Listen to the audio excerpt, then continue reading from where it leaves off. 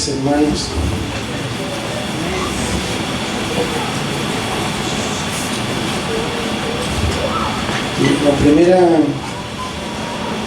La canción anterior estábamos cantando a nosotros mismos o a las dificultades, ¿sí?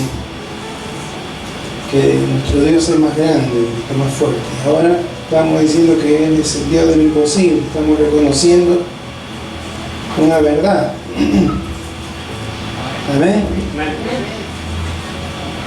Pareciera que es algo que lo sabemos, pero indudablemente que necesitamos recordarlo seguidamente, en forma seguida, para que nuestra fe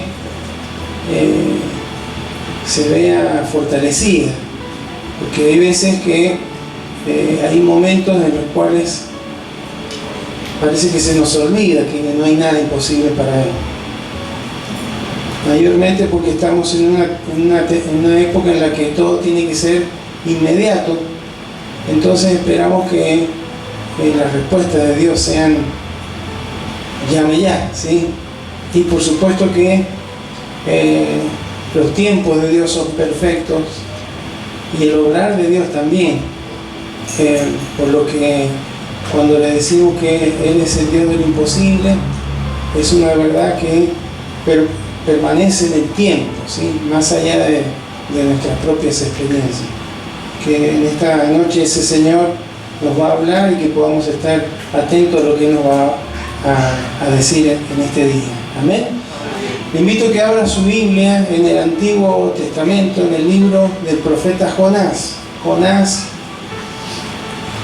capítulo 4, vamos a leer el último capítulo del libro de Jonás.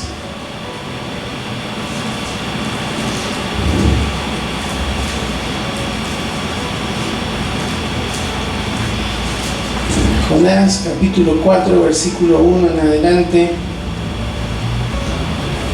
Vamos, lectura en el nombre de Jesús. Amén. Y dice así: pero Jonás se apesadumbró en extremo y se enojó y oró a Jehová y dijo: ahora, oh Jehová, ¿no es esto lo que yo decía estando aún en mi tierra?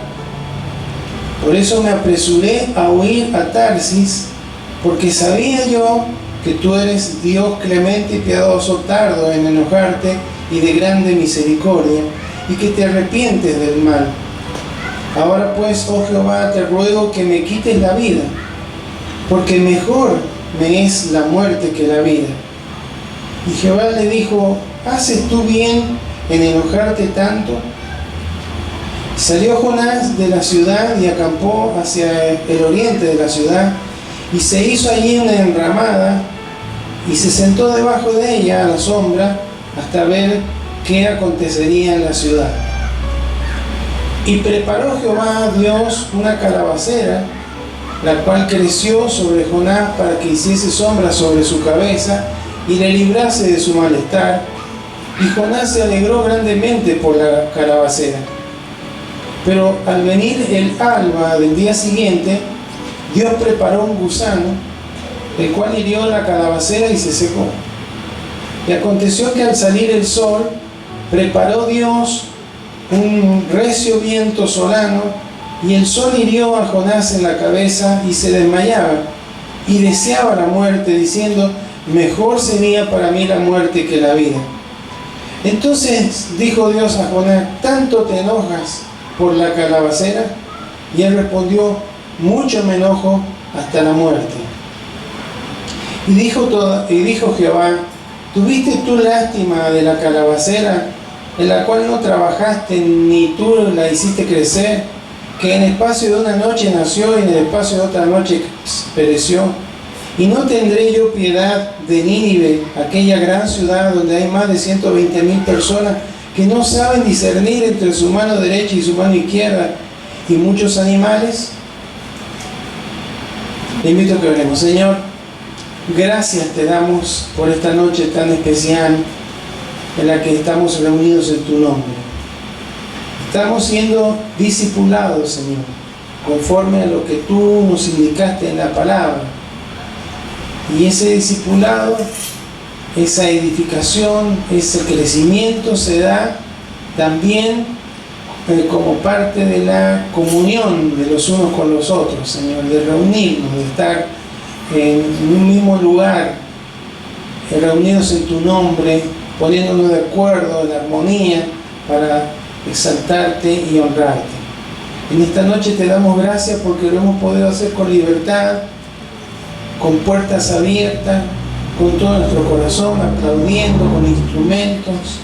Gracias, Señor, porque tú te agradas de todo eso y es una bendición para nosotros el poderlo hacer. También, Señor, te damos gracias porque cada vez que leemos tu palabra estamos, Señor, recibiendo aliento tuyo, Señor, porque es inspirada por ti. Y por esto, Señor, queremos recibir de la vida que proviene de tu palabra para que podamos seguir en ese trabajo, en ese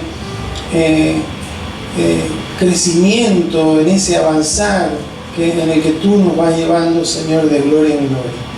Te bendecimos y te ruego aún que tú estés dirigiendo mi vida, Señor, para que cada palabra, cada expresión, Señor, pueda ser bajo la dirección y la instrucción de tu Espíritu Santo.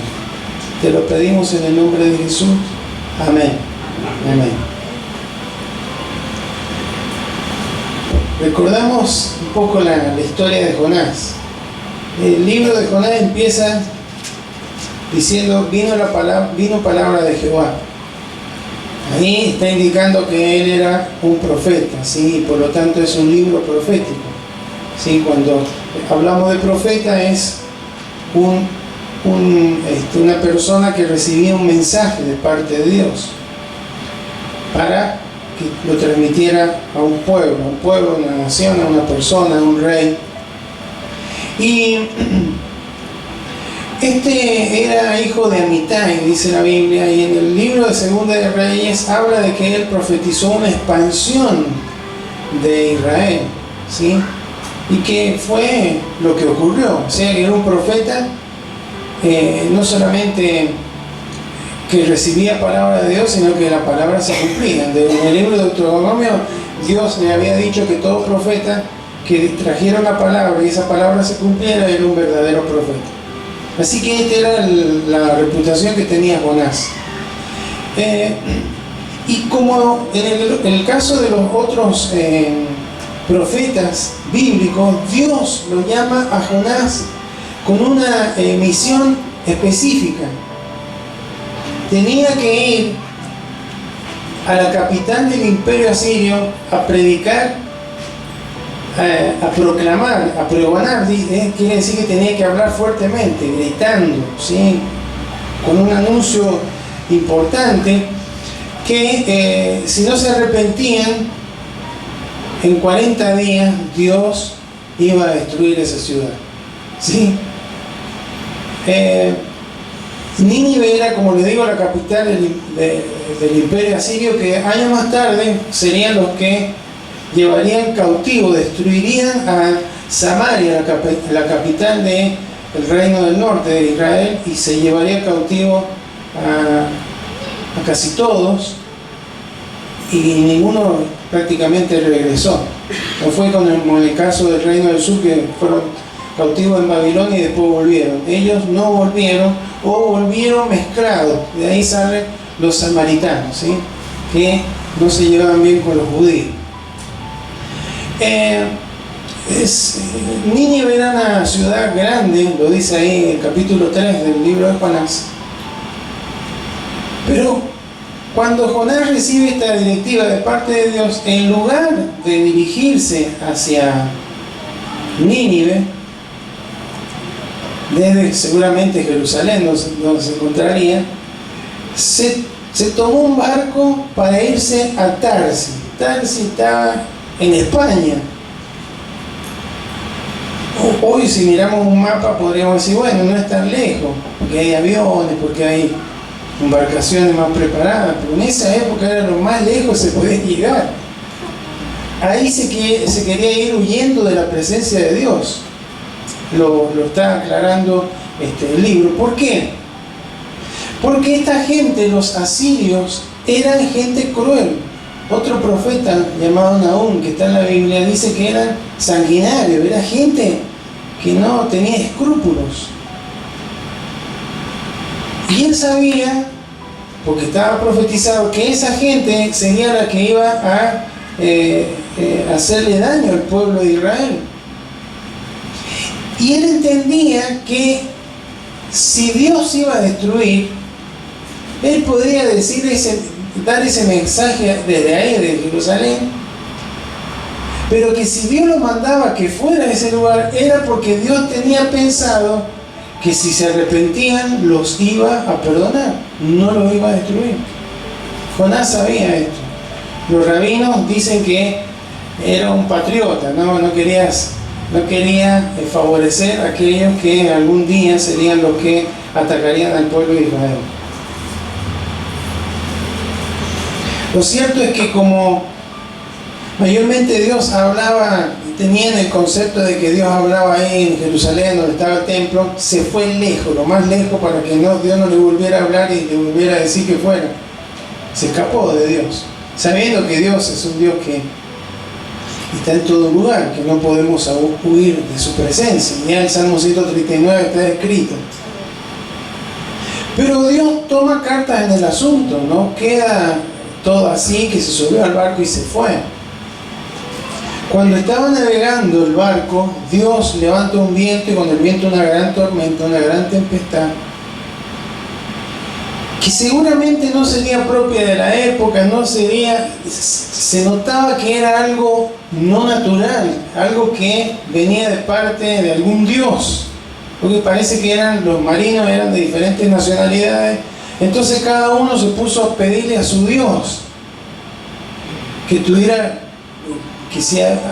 si había alguien hecho algo mal, que los perdonara. Pero claro, oraban y a sus dioses, y no pasaba nada. Mientras tanto, Jonás estaba en la parte de abajo de la nave durmiendo.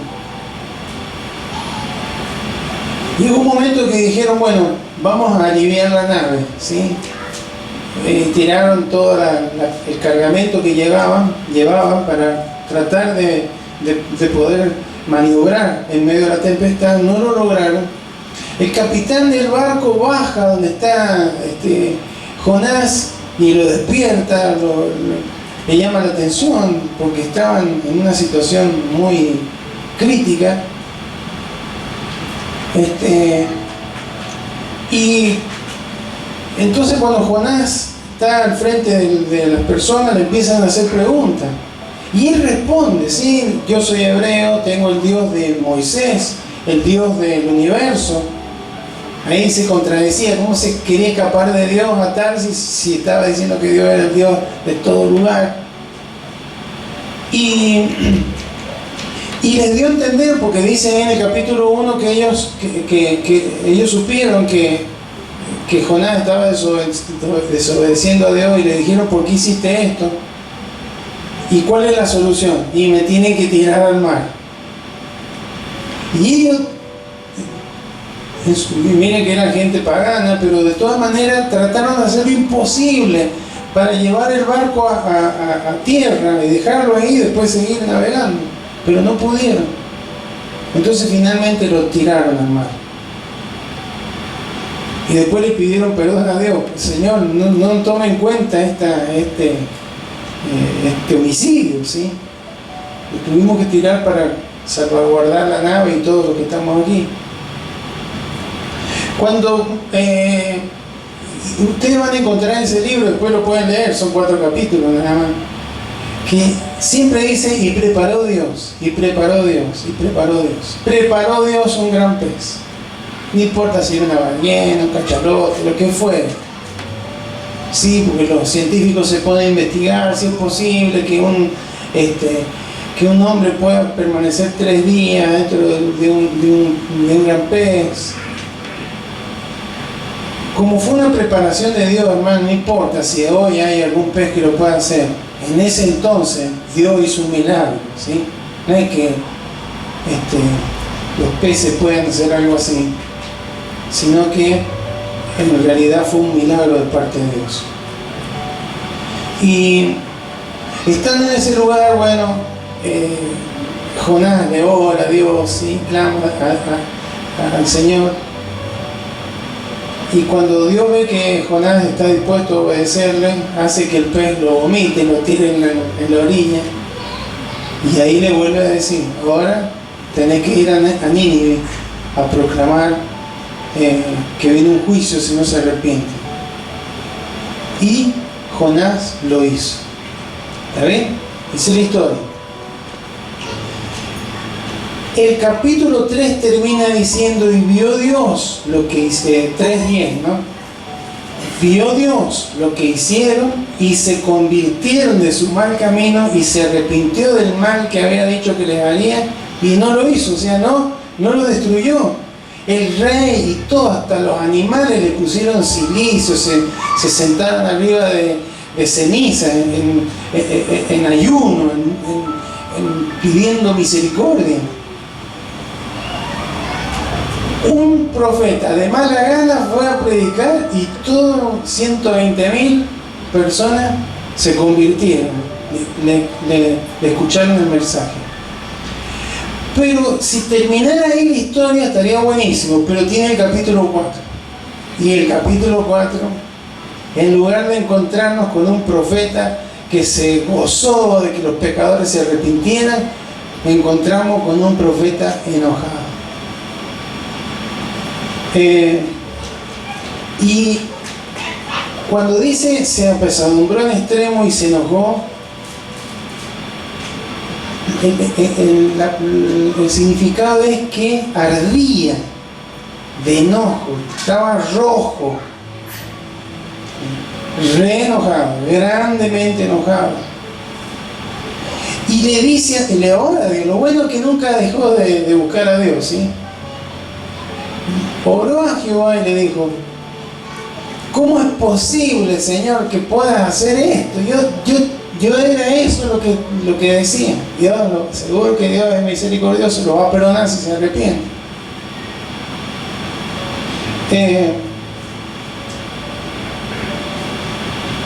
¿Cómo es posible que hagas eso?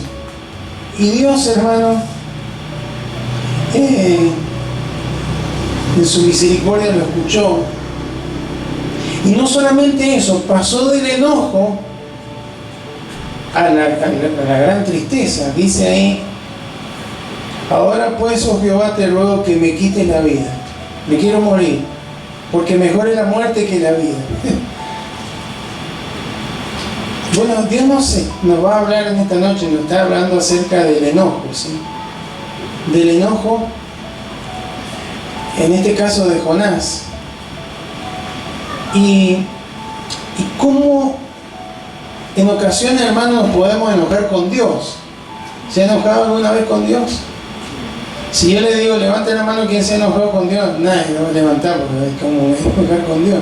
Pero muchos nos hemos enojado con Dios por determinadas situaciones. ¿Será legítimo enojarnos con Dios? ¿Estará bien? Cuando usted o cuando yo me enojo con una persona, en general es porque esa persona ha hecho algo que no tendría que haber hecho, ¿sí o no? No nos enojamos por algo que está bien, nos enojamos por algo que ha hecho mal. ¿Puede hacer Dios algo mal? La voluntad de Dios, ¿cómo es? Es buena voluntad de Dios, agradable y perfecta. No hay razón para enojarse con Dios. Pero lo cierto, hermanos, que si bien no es correcto y es un pecado, porque el enojo es un pecado, en verdad no. Tenemos que reconocer que hay ocasiones en que sí nos hemos enojado con Dios. El tema es que el enojo, hermanos, como emoción no es un pecado, pero nos lleva a pecar. ¿Está bien? es un catalizador, un acelerador para pecar.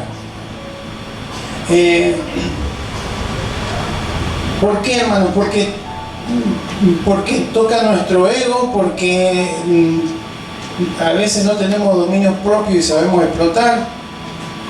No sé si con Dios, pero sí con las personas. Y también terminamos siempre hiriendo a alguien cuando nos enojamos. Entonces, cuando hay enojo en nuestro corazón, tenemos que tomar el ejemplo de Jonás.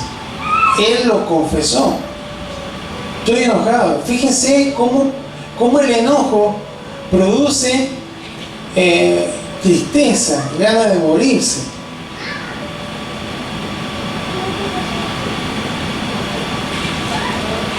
Vamos a Efesios capítulo 4, versículos 31 y 32. Efesios 4, 31 y 32. Quítense de vosotros toda amargura, enojo, ira, gritería y maledicencia y toda malicia. ¿Por qué junta todo eso? Porque eso es lo que produce el enojo. Antes sed benignos unos con otros, misericordiosos, perdonándoos unos a otros, como Dios también os perdonó a vosotros en Cristo. Amén. Entonces,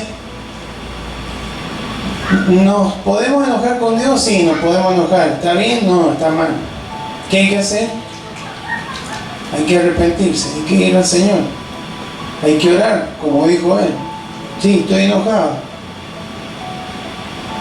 Y entonces Dios, con tanta misericordia, con tanto tacto, lo trata en el versículo 4 y le dice: ¿haces tú bien en enojarte tanto? Si hay algo, hermano, que no se puede preguntar a una persona que está enojada, pero tanto te va a enojar porque se enoja más. ¿Sí o no? Dios le preguntó, hermanos, ¿y qué hizo Jonás? Se fue, se enojó más, hermano. Salió Jonás de la ciudad y acampó hacia el oriente y se hizo una enramada, un techito ahí, se sentó debajo para ver qué acontecería sobre la ciudad. Todavía está esperando que Dios se arrepintiera de que se había arrepentido y que lo destruyera. Entonces, ¿qué hace Dios? Prepara una calabacera, una planta que salió y le dio sombra en la cabeza. Parece que, si bien tenía una sombrita ahí, no era suficiente, y ya le estaba haciendo mal el sol, estaría en un lugar alto. Prepara una calabacera, la cual creció sobre Jonás para que hiciese sombra sobre su cabeza y le librase de su malestar. ¿Y qué pasó, hermano? Cuando Jonás se despierta y ve esa calabacera, otra vez un milagro de Dios, hermano. No puede una planta tan rápido crecer, ¿sí? Es un milagro de Dios. Entonces, si alguno... ¿Y cómo fue eso? Fue un milagro de Dios. ¿Y cómo fue que vivió dentro de un pez? Fue un milagro de Dios. ¿Y qué comió? No sé, fue un milagro de Dios. ¿Amén? ¿Y cómo salió la planta? Fue un milagro de Dios. Dios después se lo dice más abajo. Y Jonás se alegró grandemente por la calabacera. Fíjese el enojo como es. El enojo produce un gran ardor interno. Lleva a tener tristeza, a querer morirse. Al otro día tiene una buena noticia y está feliz. Es la única vez en todo el libro, si bien no es tan largo, es la única vez que lo vemos contento al profeta, ¿sí? A Jonás. Es la única vez. Se alegró grandemente. Pero ¿qué pasó, hermanos? Al venir el alba, al día siguiente, Dios preparó un gusano que hizo que se secara la calabacera. ¿Qué pasó? Aconteció que al salir el sol, preparó Dios un viento recio, solano de un viento que es del lado del sol, y el sol hirió a Jonás en la cabeza y se desmayaba, hermano, estaba insolado. ¿Y qué dice? Mejor sería para mí la muerte que la vida. Me quiero morir. Seguía con ganas de morirse, ¿no? Seguía con ganas de morirse porque de alguna manera él se alegró no solamente por la sombra, creo que ahí veía una imagen, un símbolo de Israel floreciendo en medio del desierto, como un milagro, como que le dio esperanza. Seguramente mañana Dios va a destruir este pueblo, entonces no van a atacar, dentro de un tiempo no van a atacar al pueblo de Dios. Pero cuando aparece el gusano hermano, es como un símbolo de ese pueblo. Ese gusano va a destruir una nación tan hermosa como Israel. De hecho ocurrió. Entonces ese era el pensamiento del profeta, y por eso quería morirse. Y es tristísimo, hermanos, que la última palabra del profeta en el libro es: mucho me enojo hasta la muerte. Bueno, después al final Dios empieza a hablarle: ¿tuviste lástima de la calabacera? Vos no la trabajaste, no la plantaste, no la hiciste crecer. Te entristeciste porque hería a la calabacera, pero no te vas a entristecer porque 120.000 personas más los animales que hay en esa ciudad mueran si se han arrepentido. Te gustó la misericordia cuando estabas dentro del pez, pero no querés que tenga misericordia. No es lo que le dijo Dios, pero es lo que tendría que haber razonado Jonás. No querés que tenga misericordia de toda una nación. Entonces, el pecado, hermano, del enojo es destructivo, es como ese gusano que puede destruir, que puede hacer daño. Es un pecado que nos aísla de Dios, pero también nos aísla de las personas. Quería estar solo, se buscó el lugar más lejos, nadie lo conociera, nadie le pidiera nada o le dirigiera la palabra. Y una de las y todas esas tormentas de emociones, hermanos, surgen por la autocompasión. Él creía que sí, que era un patriota, que él era un buen profeta, un hombre de Dios, un hombre de fe, un hombre que le creía a Dios. De hecho, probablemente lo era. Pero la autocompasión, hermano, le llevó a considerar que Dios estaba equivocado, que Dios estaba haciendo las cosas mal, que esa gente no merecía ser perdonada por Dios. Y es una respuesta egoísta, es una respuesta centrada en uno mismo. Él se centró en uno mismo. Cuando alguien está en la condición de estar con un gran enojo, hermanos, que puede comenzar con algo pequeño, pero algo, fíjese ahí, él estaba enojado, pero hay una gota que rebalsó el vaso. Un gusano se comió, hizo secar la planta que tanta alegría le había causado. A veces a nosotros nos pasa lo mismo. Estamos enojados, está enojado el hombre, llega a la casa y no es más que una palabra de un niño, de una niña, del hijo, de la hija o de la esposa para que le salte el fusil, ¿no?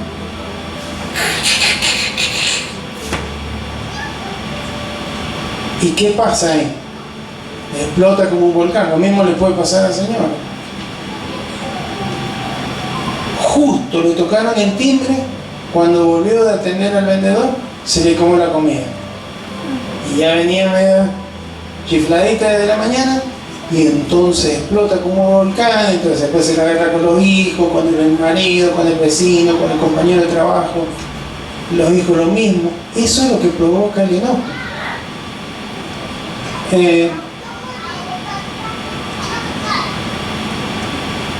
Entonces, yo creo que Dios dejó el libro de Jonás, y Jonás se expone como profeta de esa manera para que nosotros, hermanos, podamos tener en cuenta que el enojo es muy probable que surja en nuestra vida de tanto en tanto. Y la pregunta que nos deberíamos hacer es, ¿estoy enojado con Dios? ¿Está enojado con Dios? ¿Alguien está enojado con Dios? No le pido que levante la mano, ni mucho menos. ¿Está enojado con alguna persona? ¿Qué va a hacer? ¿Va a permanecer enojado? ¿O se va a arrepentir? ¿Va a tener compasión? De Dios no. Con Dios tiene que arreglar cuentas repitiéndose, pero con las personas que le han fallado, o que le han dañado, o que le han herido. Todos tenemos un taxi, hermanos, para huir de la presencia del Señor. Le podemos poner que sí, que no me gusta, que los hermanos, que la hermana, que el músico, que el sonido, que lo que sea, pero el taxi, hermano, muchas veces es porque hay pecado de enojo en nuestro corazón y nos aísla. Y también podemos tener un Nínive, alguien que no se merece la gracia del perdón. Hermanos, pero vamos a ir al libro de Santiago, capítulo 1, versículos 19 y 20, a ver qué nos dice la palabra.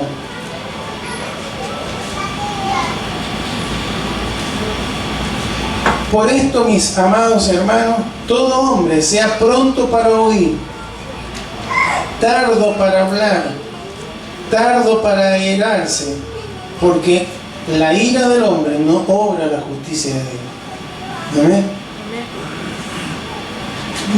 Lo que está diciendo acá este versículo es cuando se hiere nuestro ego, nuestro yo, ¿sí?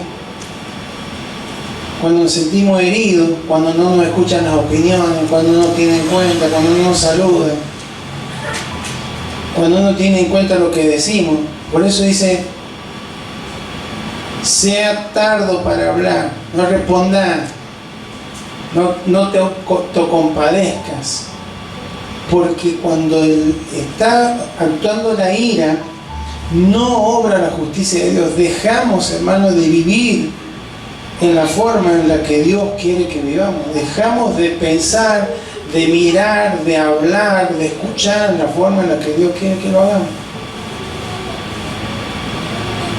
Entonces, hermanos, es por eso que debemos hacer algo si hay enojo en nuestras vidas.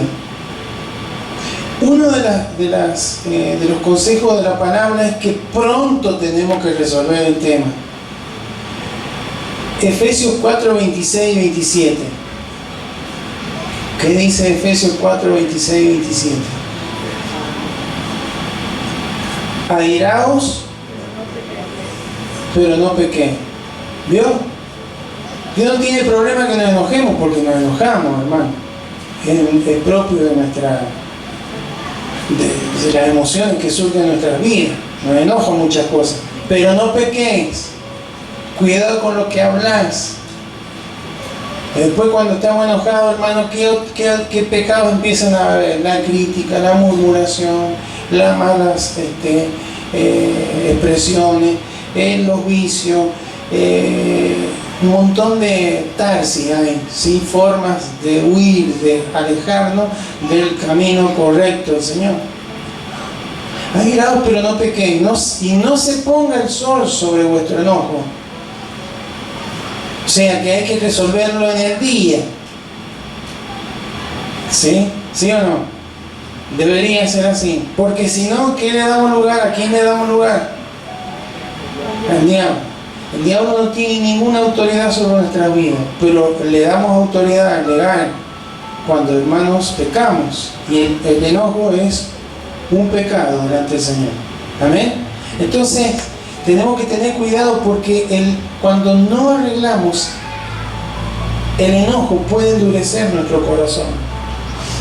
Vamos a ver un ejemplo en 1 Reyes 2, del 8 al 9. Vamos a hablar de un hombre rápidamente, ¿no? De David. 1 Reyes 2, 8 y 9. David tenía un corazón ¿cómo? ¿Cómo tenía el corazón David? Conforme al corazón de Dios. O sea, una persona que sus actitudes agradaban a Dios. Eso es lo que de alguna manera significa. Pero fíjese lo que pasó en este caso. Primera de Reyes 2, 8 y 9.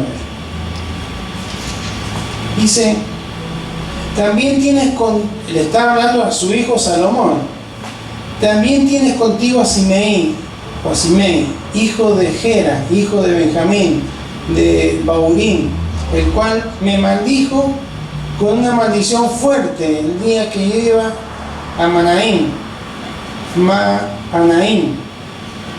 Mas él mismo descendió a recibirme a Jordán, y yo le juré por Jehová diciendo, yo no te mataré a espada.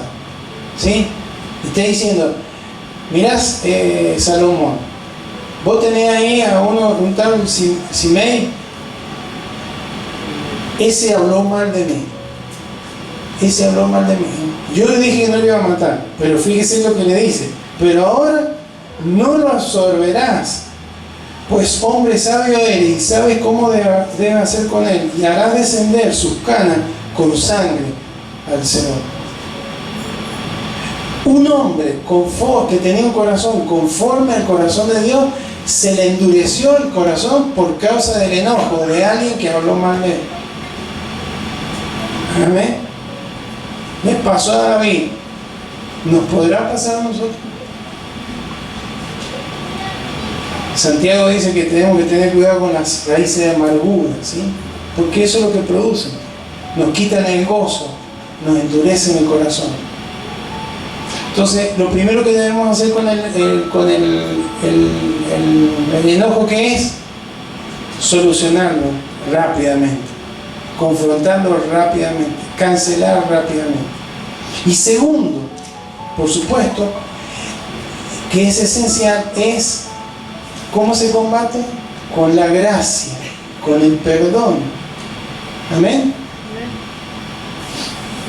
Si no perdonamos, hermanos, entristecemos al Espíritu Santo. Y por supuesto perdemos la dirección, perdemos la llenura del Espíritu. Y a veces nos cuesta perdonar porque decimos o pensamos que la persona a la cual tenemos que perdonar no se merece nuestro perdón. ¿Sí o no? Eso es lo que hablábamos recién de la autocompasión. Yo soy el herido. Y es probable que sea así. Pero hermanos, cuando el Señor dice que tenemos que perdonar, no es en base a si se lo merece o no se lo merece la persona. Porque si no, nos hubiera dicho pónganse de acuerdo. No, hay que perdonar. ¿Sí? Y ese perdón, hermano, incluye dolor, angustia, confrontarnos con todos esos sentimientos que genera el enojo, que hace que hirvamos como una caldera, por dentro, como estaba Jonás. Después terminó por fuera cuando le dio el sol, ¿sí? Pero, hermanos, ¿cómo podemos hacer para perdonar a alguien que no se lo merece? Que siempre va a ser el que tenemos que perdonar, a quien tenemos que perdonar no se lo merece. Tenemos que ir a la cruz. Porque en la cruz, hermano, Cristo cargó con los pecados de todos, con los suyos, y también con el de que los ofendió. ¿Sí o no? Porque si alguien lo ofendió, ha pecado contra él. Y si esa persona se arrepiente, Cristo la va a perdonar. ¿Sí o no? Piensen usted en una persona, pues seguro tiene alguien que puede hacer un listado completo de personas que le han herido, que han hablado mal, que le han calumniado, que le han ofendido. Esa persona, si hizo algo incorrecto, pecó delante del Señor. Ahora, si esa persona se arrepiente, ¿Jesús la perdona? ¿Sí o no? ¿Sí o no? Sí. Y entonces, ¿quiénes somos nosotros para no perdonarlo si Cristo está dispuesto a perdonar? Amén. Ofendemos al Señor. Entonces, hermanos, no perdonar es un pecado tal vez mayor a la ofensa que nos hicieron a nosotros, ¿sí? Porque estamos dejando de obedecer un mandato directo del Señor para nuestras vidas. ¿Qué dice Colosenses 3:13? Ahí terminamos. Colosenses 3:13. Soportándoos unos a otros y perdonándoos unos a otros si alguno tuviera queja contra otro. ¿Cómo hay que hacerlo? De la manera que Cristo os perdonó, así también hacedlo vosotros. O sea, la gracia hacia los demás es por la gracia que el Señor ha tenido con nuestra vida. Por eso el Señor nos dice que tenemos que dar de gracia de lo que de gracia hemos recibido. Obedecer, hermanos, al Señor es perdonar. Porque si no lo hacemos, hermanos, no lo estamos amando a Él. Dice, el que me ama va a obedecer mis mandamientos, ¿eh? Y Él nos está diciendo que debemos perdonar de la manera que Cristo nos perdonó a nosotros. Entonces, hermanos, ¿cómo podemos saber si hemos perdonado a alguien o no? Primero, hermanos, porque erradicamos todo pensamiento de venganza sobre esa persona. Tampoco nos vamos a alegrar si le pasa algo. Ah, ¿ves? El que las hace las paga. No lo perdonamos. Hizo una oración, todo, pero no lo perdonamos. Otra forma es cuando renunciamos a hacerle daño a esa persona. Ya va a venir a pedir pan duro. Otra forma que nos damos cuenta si no perdonamos es cuando buscamos reconciliación, por supuesto. Cuando oramos por esa persona. Y cuando demostramos la disposición de ayudarle si es necesario que así sea. Amén. Así que, iglesia, este tema que está en el Antiguo Testamento, está en el Nuevo, tenemos el enojo de Caín con su hermano, ya desde el inicio, hermano. Ya encontramos el enojo. Y un montón de gente enojada. Y las actitudes que tuvieron con su enojo. Absalón con el hermano que violó a su hermana. El enojo de Faraón. El enojo de Moisés. Cuando Dios le dijo que le hablara a la roca y la golpeó con una vara.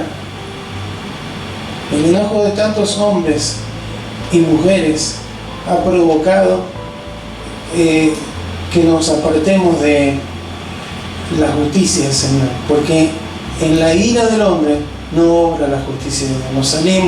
Nos salimos del camino. Entonces, hermanos, si está alguno enojado con Dios, o si se enojó con Dios pero ya se le pasó, pero no lo ha confesado, no ha ido como con el Señor, yo me reenojé con vos porque no hiciste las cosas que yo quería, como yo quería que le hiciera, no me respondiste como yo hubiera querido que me respondieran. Es un lindo día, hermano, para ir al Señor y decirle: Señor, me arrepiento, confieso que me he enojado, estoy arrepentida. Pero también si estamos enojados con alguna otra persona, que no sea Dios, con el esposo, con la esposa, con un hermano, con una hermana de sangre, con un hermano o una hermana de la iglesia, con un compañero de trabajo, con quien sea, es el día, hermano, en que podemos decir: Señor, en obediencia a tu mandamiento de perdonar, decido perdonar. Tengo una revolución en mi corazón, pero sé como Jonás que soy un Dios misericordioso, lento para la ira y grande misericordia. No puedo hacer la vista gorda a esta situación. Decido perdonar con el tiempo se me acomodarán las emociones, los pensamientos, pero Señor, en obediencia me arrepiento de estos pecados y suelto perdón y gracia sobre la persona que me ofendió, de la misma manera que tú lo has hecho con mi vida. Amén. Invito a que se coloque de pie, vamos ahora.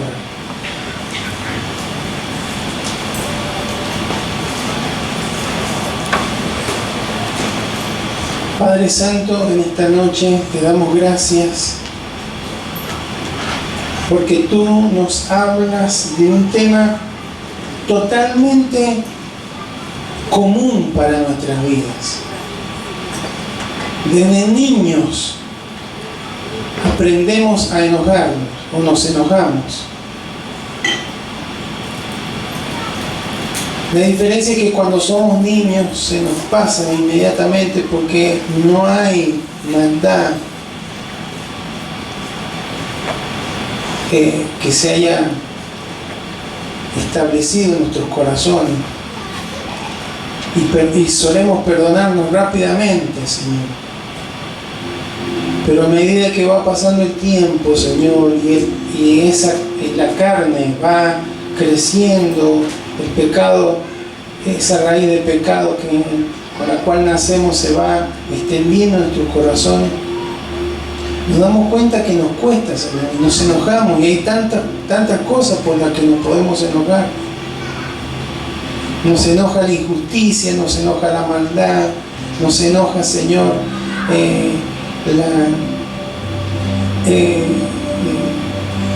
la indiferencia, nos enoja las actitudes, y vivimos en una época donde hay mucha gente enojada, Señor,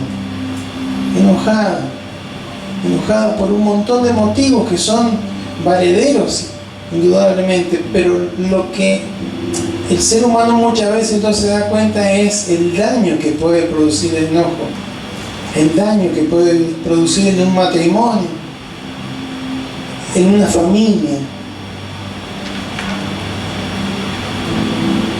en la vida espiritual, en la vida laboral, en todos los ámbitos, porque nos quita el gozo, Señor, nos aislamos. Lo que le pasó a Jonás le pasa a todos, Señor, pero en esta hora hemos captado tu mensaje, el mensaje aún que tú nos hablas a través del profeta Jonás. Gracias por tu misericordia, gracias por no tratarnos como deberías tratarnos, porque ese trato lo sufrió tu Hijo Jesucristo en la cruz, que murió por nuestros pecados, por nuestras maldades, ocupando nuestro lugar. Por eso, Señor, te damos gracias, porque ya tenemos el ejemplo más grande, y por eso nos dice, tenés que perdonar como Cristo te perdonó. Necesitamos ir a la cruz, Señor, porque no queremos que en este tiempo, Señor, el enojo, la ira, el rencor, el resentimiento, Señor, pueda abortar el propósito que tú tienes para con nuestras vidas, Señor. No queremos vivir enojados, no queremos, Señor, vivir de esa manera. No queremos que el sol se ponga sobre nuestro enojo, Señor, sino que queremos rápidamente sofocar todas esas emociones, esos altibajos, como Jonás, con mucha rabia, con mucho enojo, con ganas de morirnos, de repente con alegrías, y otra vez con ganas de morirnos, con tristeza, Señor, porque las emociones van a subir y van a bajar, porque el gusano del enojo empieza a secarnos, Señor, interiormente. Pero, Señor, gracias porque tú nos enseñas en tu palabra que podemos tener dominio propio, que podemos ser obedientes, porque el Espíritu Santo está trabajando en nuestros corazones y nos dará la capacidad de responder en obediencia. Pero tiene que haber una actitud de cada uno de nosotros, Señor, decir, Señor, quiero perdonar. Quiero perdonar, quiero soltar perdón, Señor. Señor, cuánto daño ha hecho el enojo en el corazón, en la vida de tus hijos. Lo vemos en el ejemplo de David, un hombre conforme a tu corazón, un adorador, alguien que entendió cuestiones profundas de tu carácter, Señor, le fueron reveladas en tu misma presencia, cuando Él te buscaba. Sin embargo, cómo se endureció su corazón con el enojo, a tal punto que ese enojo lo transmitió a su próxima generación, a Salomón. Por eso, Señor, en esta hora necesitamos revisar nuestra vida, Señor, porque hay veces que hay enojo que transmitimos, Señor, a los hijos, a las futuras generaciones. Señor, en lugar de transmitir paz, en lugar de transmitir gracia, Señor, como David podemos influenciar mal.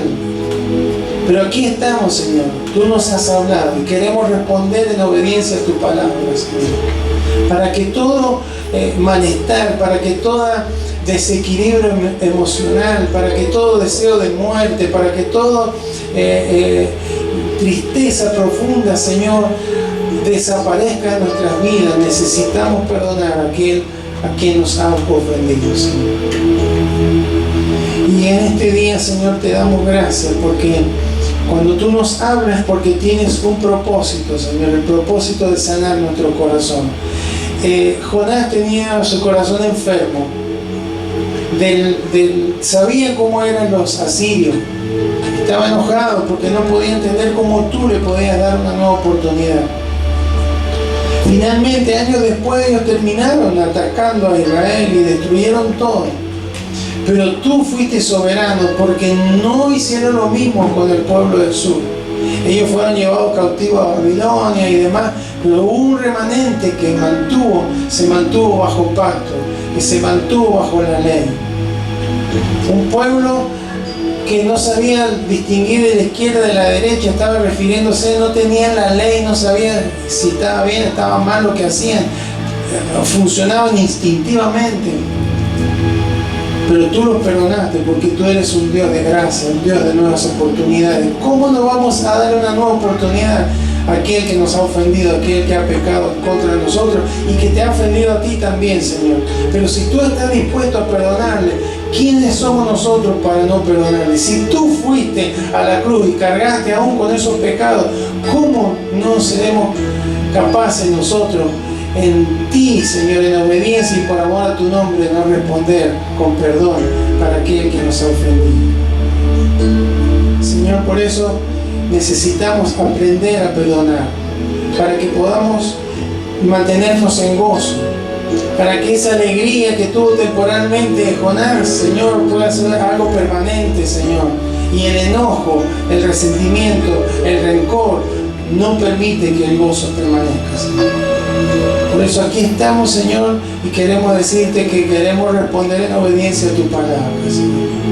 Ojalá que si hay alguno de tus hijos que está aquí o que escuchará esta predicación y tiene que obedecer en esto, Señor, pueda ser alcanzado por la gracia de tu Espíritu Santo, por el convencimiento, el trabajo, Señor, de llevar esa palabra no solamente a la mente, sino al corazón, para que pueda producir un cambio que le lleve a perdonar, Señor, y para que de esa manera pueda volver al camino, a la senda correcta, Señor, de obediencia, y recibir toda bendición y caminar en el propósito como siempre debió hacerlo.